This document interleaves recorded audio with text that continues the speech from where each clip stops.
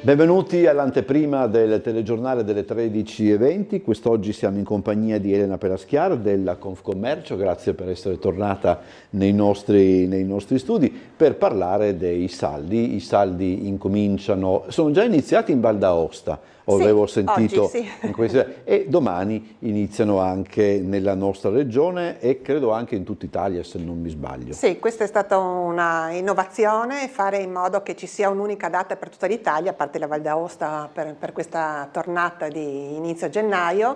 Questo fa sì che non ci sia quella migrazione fra regione, se cominciamo noi prima e il Veneto dopo è un po' un problema, quindi così siamo tutti allineati, domani cominciano i saldi. Perché una volta c'era comunque questa tendenza come dire, alcune regioni iniziavano prima, altre dopo? Perché non si era mai... Ma a seconda anche del clima e comunque c'era anche una possibilità per la regione di decidere, quindi ovviamente facevano la cosa come sembrava meglio alla regione stessa.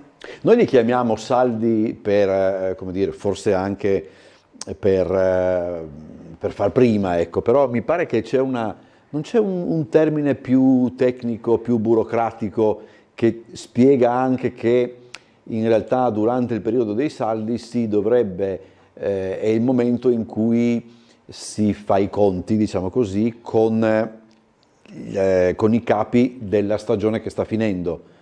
Certo, sono i saldi di fine stagione. Fine stagione, ecco, questo Negli anni ovviamente la data si è sempre più avvicinata e quindi una volta sì, erano a fine gennaio, quindi sì, era veramente la fine del grande freddo, invece quest'anno siamo appena all'inizio del grande freddo, quindi per tutti ci saranno grandi occasioni perché ci sono tante scorte all'interno dei negozi.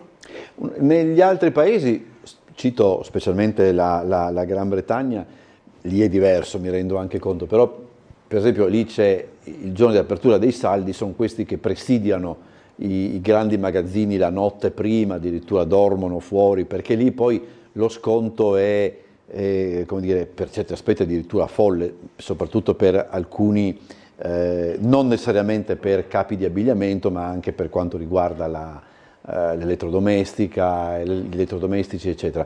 Qui da noi non c'è mai stata quel tipo di ressa, no? No, quel tipo di ressa come possiamo vedere a Londra quando aprono i grandi magazzini per i saldi non c'è mai stata in Italia perché da noi le catene sono venute molto più tardi certo. E quelle catene sono quelle in cui possono mettere i cosiddetti prezzi civetta, no? Quindi voglio dire, ti vendono un articolo che costa moltissimo ad un prezzo con uno sconto pazzesco, 60-70%, quindi la gente si precipita per quello e poi ovviamente andando in giro comprano tutto il resto che hanno una percentuale di sconto, vuol dire non così elevata. Allora, parliamo dei saldi proprio oggi, no? Che cosa significano? Perché, come diceva lei, negli anni precedenti era diverso, parecchie cose erano differenti, no? Adesso che cosa significano il periodo dei saldi per il commerciante? Per il commerciante è il momento in cui si fa uscire tutta la merce della stagione passata, tra virgolette, anche se siamo in mezzo alla stagione, perché già ci si prepara perché arrivano le prime cose della primavera. Quindi noi abbiamo la necessità di svuotare tutto il negozio delle cose che non possiamo vendere quando comincerà un po' di caldo. E dal punto di vista più, diciamo, economico, anche se il termine non è proprio quello che ho in mente, ma per un negozio il momento dei saldi che cosa significa? Rimettersi anche è brutto dire anche questo, comunque c'è un guadagno, ecco, insomma, magari. Serve tantissimo per avere una liquidità immediata. La problematica è che noi dobbiamo subito pagare le cose che arrivano per la stagione dopo, no? Quindi abbiamo bisogno di fare una riserva di liquidi per poter pagare la merce che verrà. Quindi senz'altro il guadagno su ogni articolo è sicuramente, vuol dire, minimissimo, però ci serve svuotare il negozio, siamo pronti per le cose nuove, anche perché ultimamente ormai i turisti quando vengono per i saldi saldi, danno già un'occhiata a quello che ci sarà per la prossima stagione e qualcuno anche compra perché vengono da noi in certi periodi dell'anno, non è che un austriaco viene tutti i mesi in città, Sì. e quindi approfittano e comprano già qualcosina che ci sarà per la stagione dopo. La variabile turismo incide tantissimo, no? Anche specialmente da qualche anno a questa parte, voglio dire, non è indifferente. Assolutamente non è indifferente, noi siamo molto, soprattutto i negozi del centro,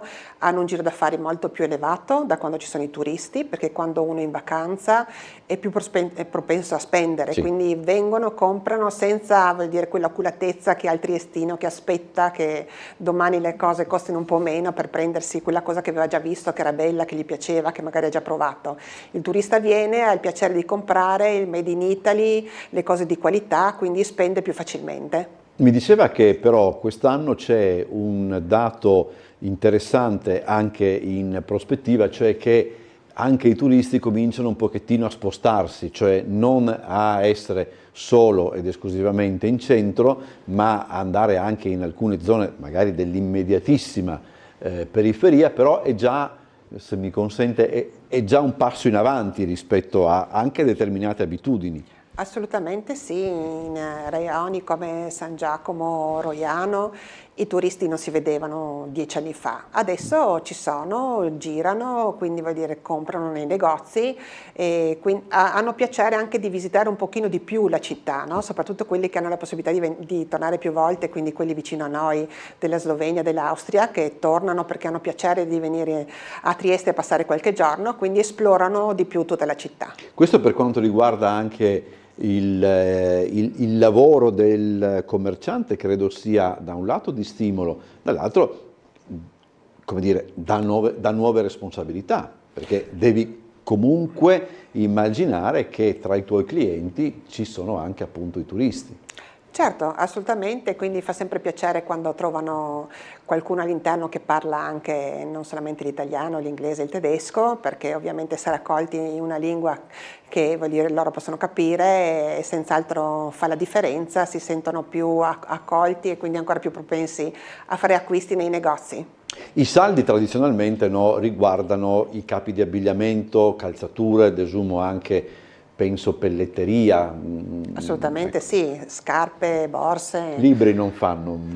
No, i libri non Vabbè, sono in insomma, saldo, mi dispiace per lei. Vabbè, insomma, insomma, ci sono altri metodi, insomma, quando ci si fidelizza con una realtà, sì. poi insomma, è anche vero, però era una mia. È anche vero però appunto che, ne discutevamo prima, e questo credo sia fondamentale anche per il mondo del commercio. È vero per esempio che oltre ai saldi ci sono anche per esempio questi Black Friday che riguardano un altro tipo di commercio, più l'elettronica eccetera, che però appunto in alcuni casi immagino possano anche un po' sparigliare le carte. Purtroppo sì, fanno un po' di confusione, quindi sì, la gente è un po' spiazzata, no? Vuol dire cosa devo aspettare? Devo aspettare i saldi, devo comprare a novembre con il Black Friday.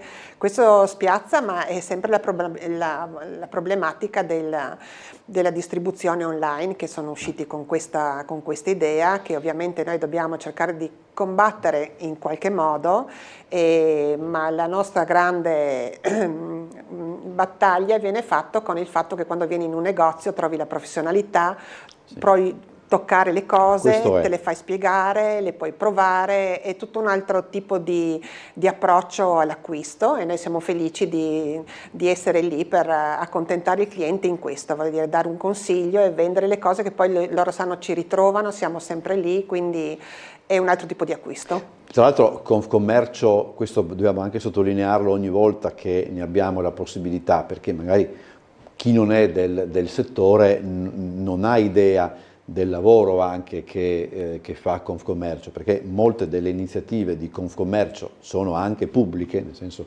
noi le conosciamo, però Confcommercio lavora anche per i propri affiliati, per i propri iscritti, organizzando tutta una serie di seminari, eccetera, proprio per come dire, far comprendere quali sono le strategie migliori per affrontare le sfide che cambiano probabilmente fra un anno discuteremmo differentemente rispetto a quest'anno, quindi c'è anche questo impegno, no? Certo, la formazione è molto importante, ormai la formazione continua è entrata in tutte le realtà e assolutamente anche all'interno dei negozi, e Confcommercio si prodiga per fare corsi che siano sempre più stimolanti anche per l'imprenditore, e non solo per l'imprenditore, anche per i collaboratori, perché le tecniche di vendita, anche se sono, voglio dire, esattamente come 50 anni fa, ma sono anche completamente diverse, quindi bisogna essere al passo con i tempi, capire le esigenze che hanno i clienti, essere pronti a soddisfare anche richieste difficili, o anche saper dire di no in maniera cortese, senza scontentare il cliente che tornerà magari la prossima volta a comprare qualcos'altro. Uno dei problemi, perché è vero che quando noi si parte dai saldi, ma poi dopo il discorso si allarga anche comprensibilmente a quella che è la realtà del commercio triestino. Qual è secondo lei il problema più pesante da affrontare, e qual è invece la sfida più stimolante da affrontare, ripeto, in questo periodo? Ma il problema più grande è che le famiglie non hanno un reddito sufficiente per poter comprare nei negozi tanto quanto una volta. E la concorrenza, tra virgolette, sleale degli acquisti online, perché la problematica è che questi grandi gruppi non pagano le tasse all'interno dello Stato italiano, quindi perdiamo una parte del volano, perché tutto quello che lo Stato, il Comune, la Regione raccoglie con le nostre giuste imposte vengono poi rimesse perché l'economia del posto vada avanti. Quindi queste sono le due cose più importanti in questo momento. E noi le stiamo combattendo bene, perché si è visto una controtendenza, soprattutto in questo dicembre, per quanto riguarda la percentuale di acquisti online rispetto a quello nei negozi. E quindi l'obiettivo della grande campagna che ha fatto Confcommercio, Compro sotto casa, sta raggiungendo i risultati sperati. La sfida è continuare su questo trend, posso immaginare. Assolutamente sì, e magari vuol dire fare in modo che qualcosina in più possa trovare il cliente all'interno dei nostri negozi. Ad esempio abbiamo fatto questo contest Natale in vetrina, no? Che abbiamo premiato la vetrina più bella. Ecco, fare anche delle belle vetrine è una cosa che, vuol dire, al cliente fa molto piacere vedere, anche se non viene a comprare, passa davanti, è proprio una cosa che rende i negozi di qualità ancora più visibili. Quello che il pubblico, diciamo così, i clienti magari forse non hanno ben presente quando si tratta di un negozio, e anche di alcuni negozi per certi aspetti storici, è che non sempre, adesso io non so usare bene i termini, non sempre chi è proprietario, diciamo così, della licenza è anche proprietario delle mura, insomma, no? del negozio, eccetera. E quindi il problema degli affitti si fa sentire. Si vedono parecchi negozi che chiudono proprio perché non ce la fanno magari da questo punto di vista, o magari anche perché la generazione successiva che potrebbe subentrare per tutta una serie di ragioni ha preso altre strade o non ha interesse a subentrare. È troppo facile, mi rendo conto, anche generalizzare in questo modo, però... Certo, abbiamo visto che, ad esempio, nel periodo passato in cui siamo stati chiusi, ci sono stati padroni di casa, tra virgolette, lungimiranti, che sono venuti incontro ai negozianti, hanno abbassato l'affitto e adesso l'hanno riportato al normale, e certi altri che non hanno voluto sentire ragioni e un sacco di attività hanno chiuso. Il costo ovviamente dell'affitto è una voce importante dei costi del negozio, ma vuol dire fa parte del essere imprenditore, poter mettere a budget quello che serve per pagare l'affitto, e quindi avere strategie di incoming, quindi di ricavi che siano proporzionati a quanto costa l'affitto. Ci abbiamo verso la conclusione, posso permettermi anche una domanda forse un po' divertente, più che altro una curiosità, ma un commerciante dove va a comprare?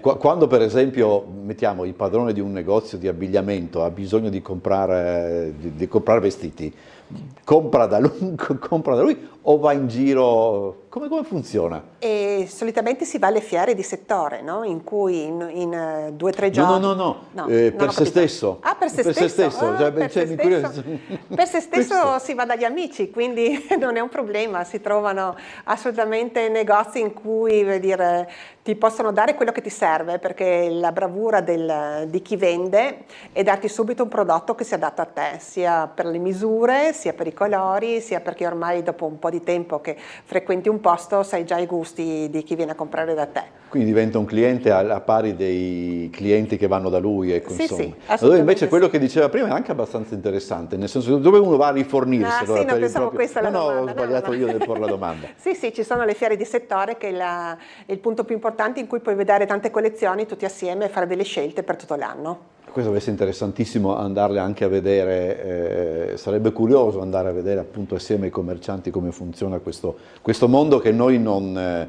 per forza di cose non conosciamo, insomma, sì. Dietro le quinte è sempre affascinante. Allora ricordiamo, prima di salutare Elena Pelaschiara, l'appuntamento con i saldi con i saldi invernali parte da domani. C'è una data di chiusura? Entro il 31 marzo finiscono. Entro il 31 di marzo. Rapidi accorgimenti? Ma andare nei negozi che si frequentano solitamente, così sei sicuro di trovare una persona dietro al banco che conosci e di fiducia. Grazie ad Elena Pelaschiara di Confcommercio per essere stata con noi, buon lavoro. Grazie a voi, grazie di avermi invitato. Adesso noi andiamo in pubblicità, subito dopo il telegiornale delle 13:20.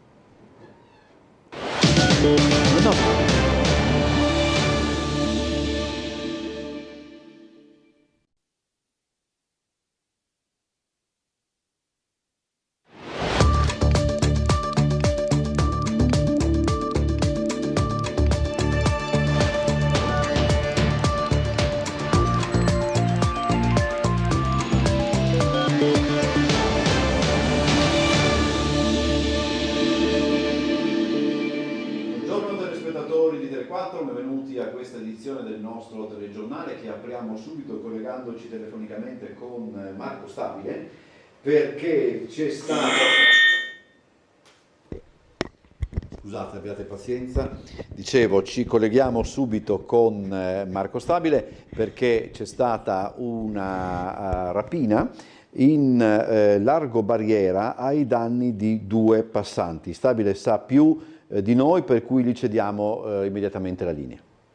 Grazie Umberto, buongiorno ai telespettatori e alle telespettatrici di Tele4. Sì, i dettagli saranno diffusi, chiariti dalla polizia nelle prossime ore. Quello che è certo è che una coppia di passanti ieri sera è stata rapinata nella zona di Barriera, quindi 2 persone che stavano passeggiando sono state rapinate. La polizia è già sui responsabili, che sarebbero già stati arrestati da parte delle volanti della questura. Naturalmente nelle prossime ore avremo maggiori dettagli, ma questa è un po' la notizia del giorno, che fa il paio con la situazione della sicurezza che nelle giornate di Capodanno è stata diciamo così particolarmente effervescente nel centro cittadino, tra risse, episodi di pestaggio e i tanti furti nelle abitazioni sia in centro che in periferia. Oggi vi riferiremo di altri 3 episodi dopo i 2 di ieri. Comunque notizia del giorno, la coppia di passanti rapinata ieri sera nella zona di Barriera Vecchia, polizia già sui responsabili. Nei prossimi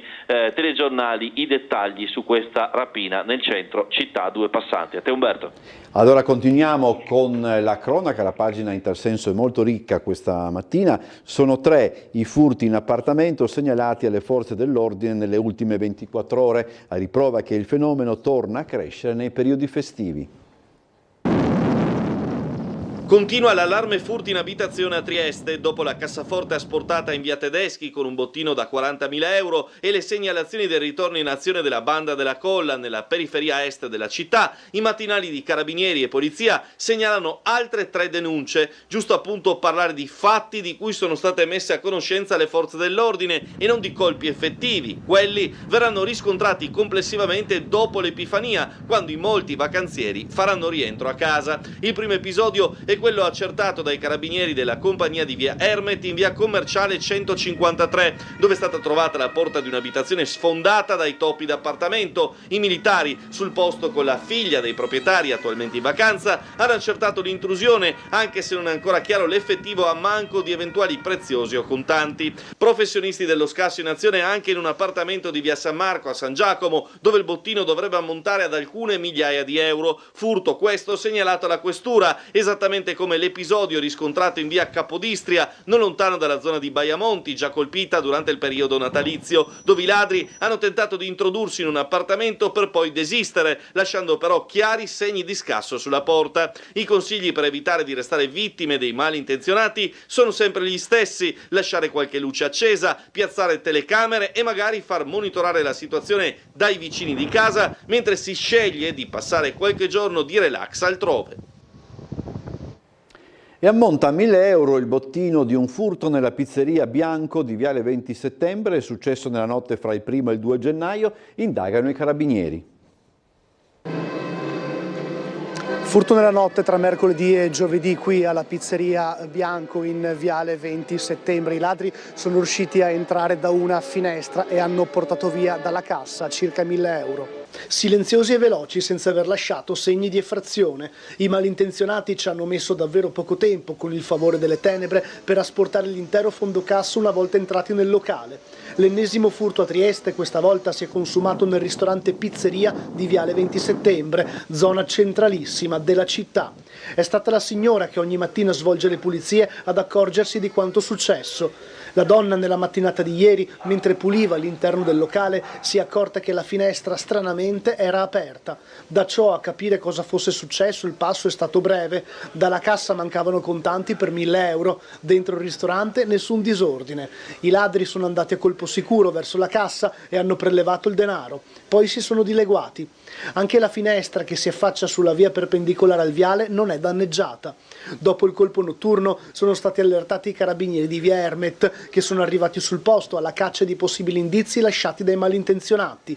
C'è un'unica telecamera all'angolo fra il Viale 20 Settembre e via Paduina. La speranza è che quel circuito di videosorveglianza possa aver intercettato il passaggio dei ladri.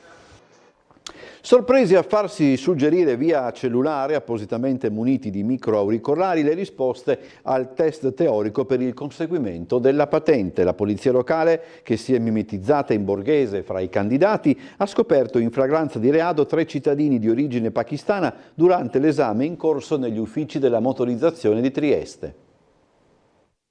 Ricevevano in videochiamata le risposte e i suggerimenti necessari per passare l'esame teorico della patente. 3 giovani di nazionalità pakistana sono stati denunciati dopo essere stati sorpresi a copiare utilizzando i metodi più moderni. Secondo le indagini degli agenti della polizia locale, che si sono presentati all'esame in borghese fingendo anch'essi di doverlo sostenere, i 3 candidati erano in possesso di cellulari con microcamera, microfono e mini auricolare, strumenti utili per collegarsi con un complice che forniva loro le risposte. L'episodio è avvenuto negli uffici della motorizzazione civile di via Udine lo scorso 11 dicembre. L'indagine della locale è scattata a seguito della segnalazione di un dirigente della struttura che già in precedenza aveva notato delle situazioni sospette circa ad alcuni candidati di origine straniera. La presenza degli agenti ai banchi dell'esame ha permesso di smascherare il terzetto di pakistani, rispettivamente di 40, 33 e 24 anni. I 3 ora dovranno rispondere di falsa attribuzione di lavori altrui da parte di aspiranti al conferimento di titoli, falsità ideologica commessa dal privato in atto pubblico e falsa attestazione o dichiarazione a un pubblico ufficiale sull'identità o sulla qualità personale o di altri.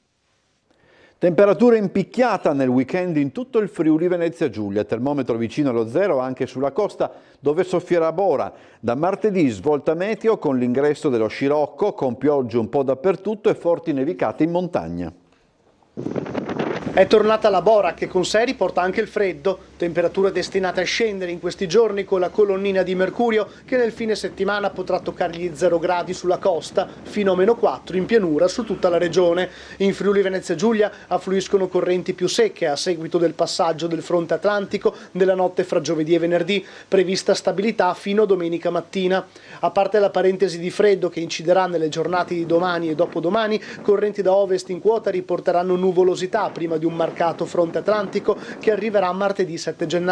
Dall'inizio della prossima settimana vento di scirocco manterrà le temperature miti. Domani sabato una bella giornata con temperature basse e praticamente andremo sotto zero dappertutto, in pianura ma anche sul Carso, valori appena di qualche grado sopra lo zero sulla costa, tempo bello in montagna.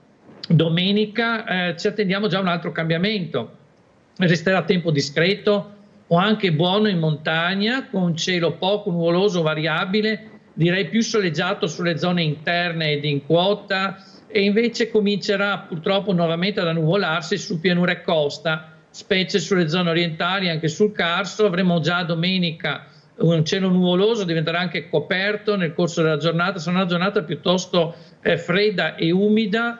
Per quanto riguarda il giorno dell'Epifania non cambia molto purtroppo, con tempo grigio su pianura e costa e anche possibili piovigine e deboli piogge.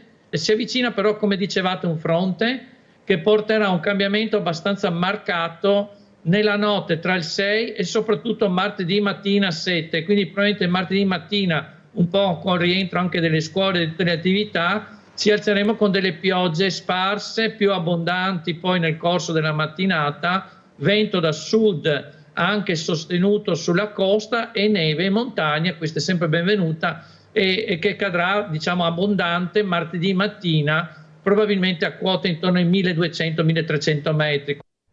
Siamo adesso collegati con la sala operativa della Polizia Locale, segnatamente con l'agente scelto Marco Cernecca, che ringrazio e al quale cedo la linea per le consuete informazioni per quanto concerne traffico e viabilità. Buongiorno a lei e a tutti i telespettatori.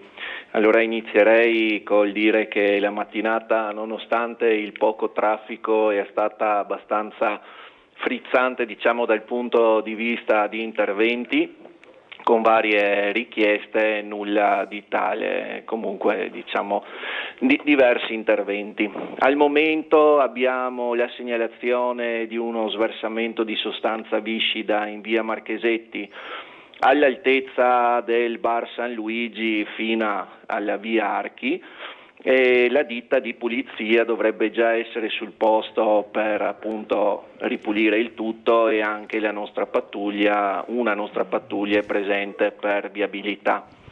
Abbiamo avuto la segnalazione questa mattina di uno scavo urgente in via Felluga all'altezza del civico 40 con restringimento della carreggiata da parte di Acegas Rete Acqua, e anche in via Crispi al civico 66 un analogo scavo sempre per Acegas Rete Acqua Fognatura. Ricordo la cosa più pregnante, la chiusura di Galleria Sandrinelli dal 7, quindi anche con la riapertura delle scuole. E appunto sarà chiusa dalla piazza Sansovino fino a via Pellico, e transiteranno solo i mezzi pubblici e i mezzi d'emergenza, per cui in atto saranno presenti deviazioni. Ricordo fondamentalmente, per chi arriva praticamente da Corso Italia dovrà proseguire verso via Madonnina o Molino a Vento, per chi invece proviene da San Vito, zona San Vito, San Giacomo, o scenderà per via del Bosco o dovrà salire verso San Giusto per dirigersi poi verso le rive. E come abbiamo sentito anche in concomitanza dell'apertura delle scuole, il tempo non sarà dei migliori, per cui immagino anche molti autoveicoli in transito, quindi chiediamo agli automobilisti intanto sia di fare attenzione, ma trovare vie alternative per non intasare quella direttrice. Ricordo ancora l'ultima cosa: per domani è prevista la partita della Triestina alle ore 15, Noi saremo presenti già dalle ore 13 in zona Piazzale Azzurri d'Italia e in via Valmaura per eventuali sgomberi. Altre cose al momento non avrei da aggiungere, per cui ritornerei la linea augurandovi un buon pomeriggio. Grazie all'agente scelto Marco Cernecca, buon lavoro. E intanto ci occupiamo del cabinovia, perché il TAR regionale ha accolto 2 dei 4 ricorsi contro il progetto della cabinovia. Appunto, la regione dovrà riavviare il procedimento in merito alle concessioni rilasciate per la realizzazione dell'opera. Ma ha senso ancora procedere? Dopo 3 anni siamo di nuovo al punto di partenza. Lungo l'iter della cabinovia cade una tegola per nulla leggera. Il TAR del Friuli Venezia Giulia ha accolto 2 dei 4 ricorsi presentati da una serie di realtà contrarie al progetto, ovvero i 2 sottoscritti dagli ambientalisti e dai residenti di Strada del Friuli. Quello della Lipu su Bosco Bovedo è stato rinviato al 16 aprile, laddove è stato respinto quello presentato dalle comunelle. La sentenza, firmata lo scorso 18 dicembre, ordina alla Regione di riavviare il procedimento per quanto concerne le concessioni rilasciate per realizzare l'opera. Il TAR ha ritenuto che era illegittimo quanto era stato fatto dalla Regione e dal Comune di Trieste.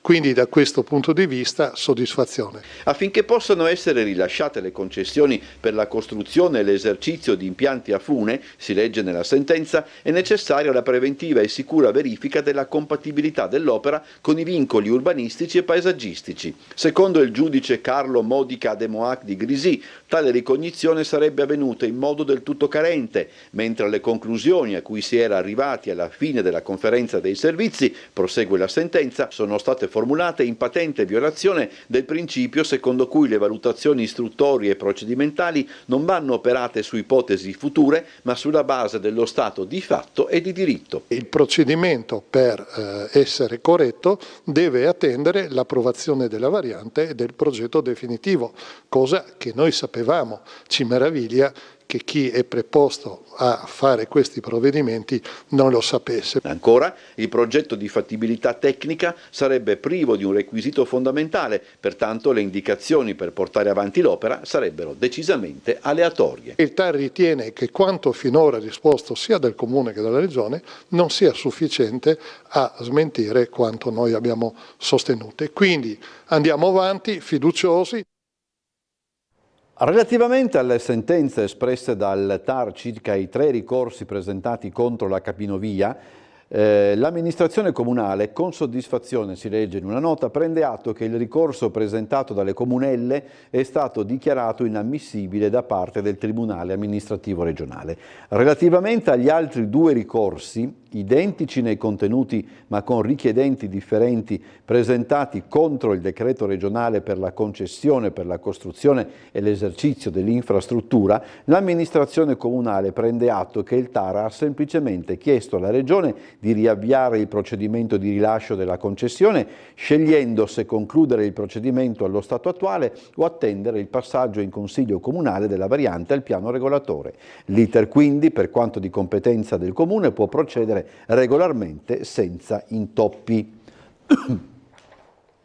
Passiamo ora allo sport. Dopo l'attaccante Udo dal Trapani e il centrocampista Fiordilino dal Venezia, la Triestina ingaggia il terzino sinistro Damiano Cancellieri. 23 anni, Cancellieri arriva a titolo temporaneo, dall'Abellino e si è legato alla Triestina con un contratto fino al termine dell'attuale stagione agonistica. Dopo aver completato il percorso giovanile tra Cagliari e Torino, ha fornito un contributo determinante nella prima storica promozione in Serie C del Monterosi. Nel club laziale rimane un'ulteriore stagione e mezzo con 49 presenze, 2 reti e 4 assist, prima di trasferirsi al Perugia in Serie B con 6 presenze nella seconda metà del campionato 2022-2023. Con i biancorossi umbri ha disputato anche la scorsa stagione in Lega Pro, collezionando 29 presenze, 1 gol e 2 assist. Nella prima parte dell'attuale campionato ha infine vestito la casacca dell'Avellino, mettendo insieme 6 presenze. La partita fra Triestina e Chilodiense, vi ricordiamo, andrà in onda sabato sera alle 21:30 su Tele4. E domenica invece, partita importantissima della Pallacanestro Trieste in prospettiva dell'auspicata qualificazione alle Final 8 di Coppa Italia. A Scafati il primo dei due match chiave per la conquista delle Final 8 di Coppa Italia, il primo obiettivo della stagione per una società che, pur neopromossa, non ha mai nascosto le proprie ambizioni di vertice in considerazione in primis di campagna acquisti estiva e successivamente del leitmotiv imperativo del presidente Paul Matjasic. Il nostro obiettivo primario è vincere, il nostro obiettivo secondario è vincere. E il nostro terzo obiettivo è vincere anche. Dunque, in attesa dei playoff, rientrare nelle migliori 8 di metà stagione è chiaramente il primo passo necessario per approdare la kermesse che si disputerà a Torino. Però bisogna battere la formazione guidata dal terzetto formato dalla guardia Rob Gray, 21 punti a partita, l'ala piccola Elia Stewart, oltre 15, e l'ala forte Chris Pinkins, che oltre ai 13 punti aggiunge anche quasi 8 rimbalzi a gara. Accanto a loro l'esperienza di Andrea Cinciarini e la qualità di Paulius Sorokas. Insomma, di talento ce n'è e il Palasport di casa, lungi dall'essere un catino da 6.000 spettatori come quello di Trieste, l'arena biancorossa è la terza più popolata della Lega dopo Olimpia e Virtus in A1, è comunque un campaccio in cui dover strappare 2 punti. La formazione di Damiano Pilot, che ha vinto 4 partite sin qui ed è 12esima in classifica, segna poco meno di 86 punti, 2 in più di Trieste, e cattura 35 rimbalzi a match, 4 in meno dei giuliani. A netto di tutte le considerazioni statistiche, tattiche, dei possibili mismatch, bisogna essere franchi: la formazione di Jamion Christian ha nettamente più talento degli avversari salernitani. Il trio Ross, Brown e Valentine deve far valere il maggior tasso tecnico, mentre dopo le botte sotto il ferro con Venezia, stavolta pure vicino al canestro, Brooks, Candussi e Johnson avranno qualche vantaggio in più. Resta da chiarire che non sarà un match facile, ma è necessario essere cinici per poter chiudere al meglio il girone d'andata il 12 gennaio in casa con Pistoia.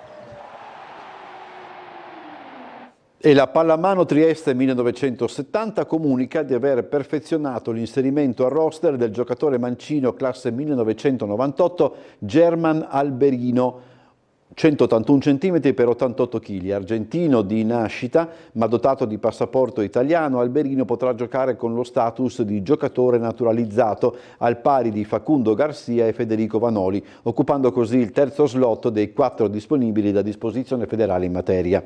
Un innesto di rilievo quello di Alberino, in quanto capace di ricoprire sullo scacchiere tattico sia il ruolo di terzino destro che di ala destra. Cresciuto in patria nelle file del Manuel Dorrego Club, Alberino nel 2021 si trasferisce in Italia per disputare il campionato di A1 con la maglia della Pallamano Pressano, allora allenato da Alessandro Fusina, alla fine della stagione quinto assoluto in classifica. Dopo la breve parentesi con il club trentino, Alberino resta in Europa e si accasa in Francia al Cavigal Nizza, con la quale disputa sia la stagione agonistica 2022-2023 che quella 2023-2024. Per quel che concerne il numero di maglia del nuovo acquisto biancorosso, Germano Alberino giocherà nelle prossime partite indossando la casacca numero 11.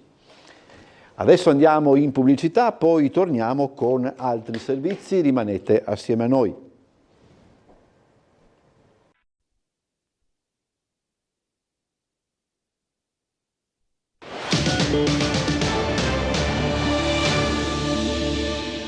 Rientriamo in studio. Nonostante gli appelli, pochi considerano quanto i botti di Capodanno siano dannosi per i cani. Nella notte fra il 31 dicembre e il 1 gennaio 16 animali sono fuggiti, uno è stato investito da un'automobile, un altro ha percorso 7 chilometri prima di essere ritrovato. Ha percorso i 7 chilometri che separano Domio Padriciano, uno dei 16 cani fuggiti da casa fra la sera del 31 dicembre e la notte di Capodanno, terrorizzati dai botti. Uno dei 16 animali, allontanatosi tra Altura e Catinara, però non farà ritorno. Purtroppo è stato ritrovato morto dopo essere stato investito. Al momento di altri 2 di essi non si hanno ancora notizie. Non è un bel bilancio, perché il problema è segnalato ogni anno dai veterinari e dai padroni. I cani non resistono allo scoppio di petardi, razzi e via discorrendo. Scappano maschi e femmine. Forse i cani dei cacciatori sono più abituati alle esplosioni, ma rappresentano una minoranza.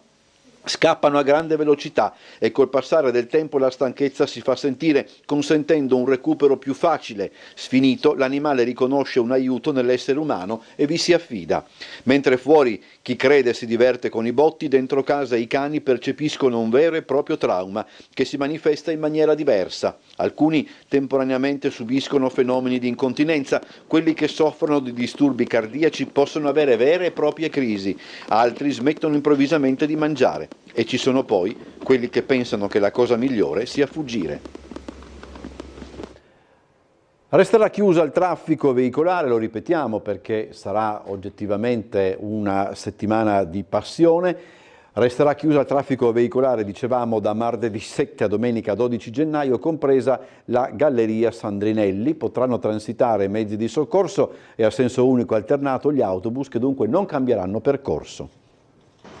Per lavori di fognatura verrà chiusa la Galleria Sandrinelli, quindi la galleria che va da Piazza Sansovino a Piazza Goldoni verrà chiusa da martedì 7 fino al 12 gennaio.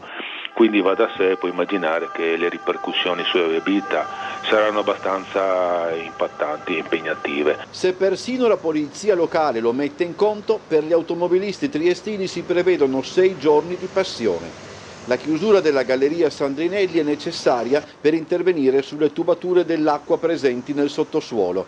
I lavori finanziati attraverso il PNRR, dopo un sondaggio sulla condotta idrica presente sotto la galleria, consentiranno di arrivare alla posizione esatta di tale condotta e di delimitare l'area dell'intervento.